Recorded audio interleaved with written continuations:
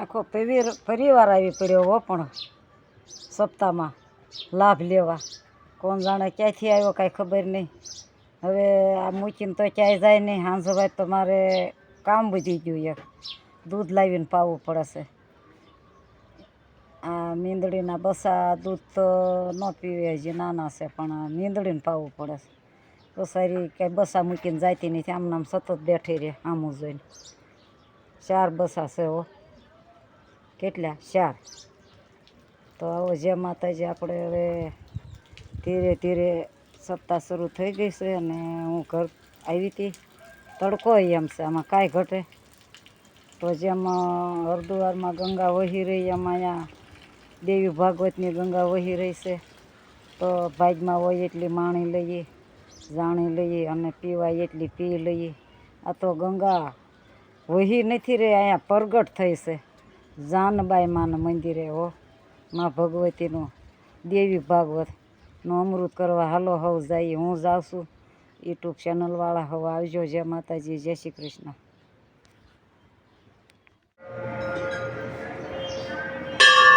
જય શ્રી કૃષ્ણ. આજે દેવી ભાગવતનો 3જો દિવસ. આજે હરિદ્વારમાં જેમ ગંગાજી વહી રહી, એમ ગામ જાનબાઈ દેવડી દેવી ભાગવતનું ગંગાજી વહી રહ્યું છે.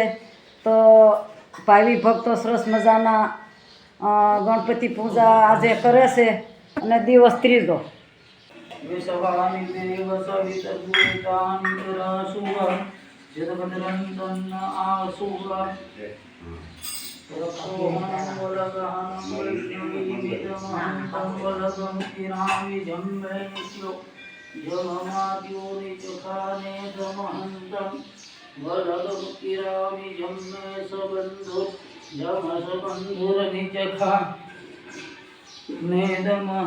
સમયને રોકી દીધો છે, સમયના ચક્રને રોકી દીધું છે.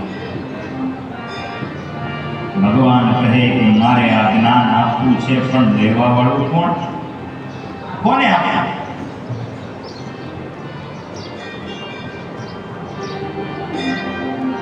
કથા હોય, સત્સંગ હોય, કે કોઈ ગુરુ હોય, ગુરુ પાસે જ્ઞાન ઘણું હોય, પણ શિષ્ય જે કોઈ દિવસ ગુરુને કઈ પ્રશ્ન જ ન કરે તો પ્રશ્ન કરે તો પોતાના જીવનના બાપુ ઓલું કેમ સારું થઈ જાય, આ કેમ હવે ઓલું ભાંગી ગયું છે, કેમ તૂટ ગયા, સાદું થાય. સદગુરુ તો સમર્થ છે, પણ શિષ્ય એવો કોઈ શિષ્ય પાસે એવો કોઈ પ્રશ્ન જ ન હોય તો ગુરુ જ્ઞાની કેમ આપે?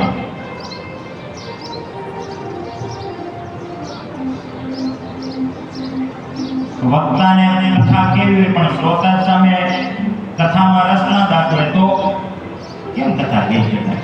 અહીંયાથી કથા કરવાનો આનંદ આવે. તમે બધા એક ચિત્ત થઈને આમ સાંભળતા હોય, તમને મજા આવે. એમ થાય કે જેટલું છે એટલું, જેવું ભગવાન જેટલું સુજાડે બધું પીરસી જ દેવું. અને સામે જો શ્રોતા જ એને ગ્રહણ ન કરે તો સુખદેવજી મહારાજ ભાગવતની અંદર એવું લખ્યું છે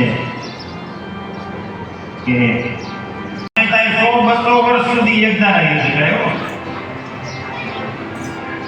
યુદ્ધ કરતા કરતા પાછા એ પેટમ થાકી જાય, પાછો મધુ ઊભો થાય.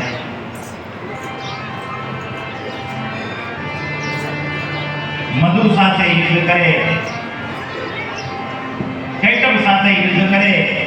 આમ 5000 વર્ષ સુધી ભગવાન નારાયણે મધુ કેટમ સાથે યુદ્ધ કર્યું. અને ત્યારે ભગવાન વિચાર કરે છે, આ દૈત્ય આ ખૂબ જ શક્તિશાળી છે, અને જરૂર અવશ્ય આને કોઈ વરદાન મળેલું છે,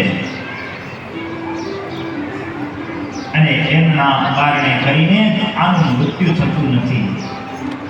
અને ત્યારે ભગવાન શ્રી નારાયણ કૃષ્ણાત્યનિર્વજયો જાતસ્તતો હન્યામ શિયમ કિરમ વિદ્યાજ મૂઢો તત્સમીપે ગતાયુધો. એ બ્રહ્માજીને તો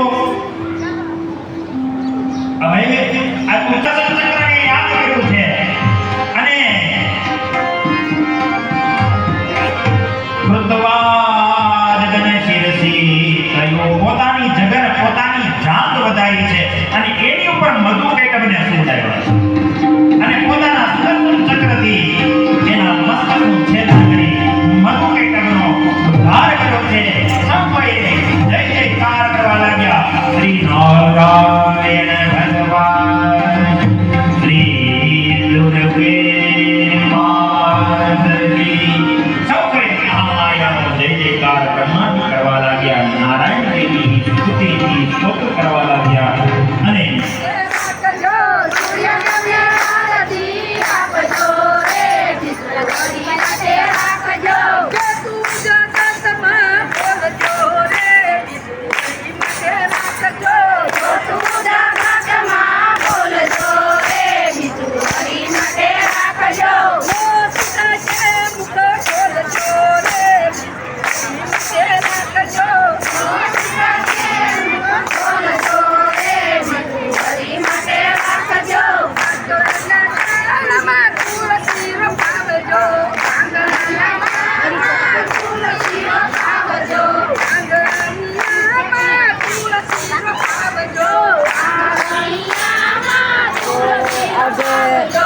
કથાનો ત્રીજો દિવસ અને સરસ મજાના ગોત્યું જો કેવા આનંદ કિલ્લો કરો છો તો હું પણ આનંદ કિલ્લો કરું. અને બીજું કાલ ગામ ધુવાડા બંધ છે મને ત્રીજી રજાઈ મંજૂર થઈ ગઈ કે નહીં. વાહ ભગવતી, વાહ દેવી ભાગવત, વાહ ભગવતી, કેટલા માથે વધી ગયા છે.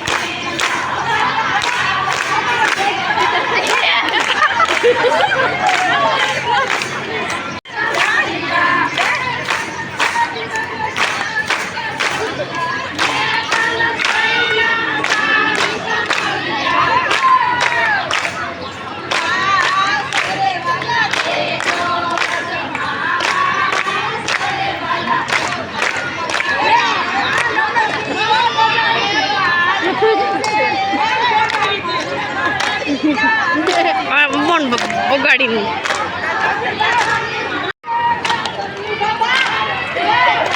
જો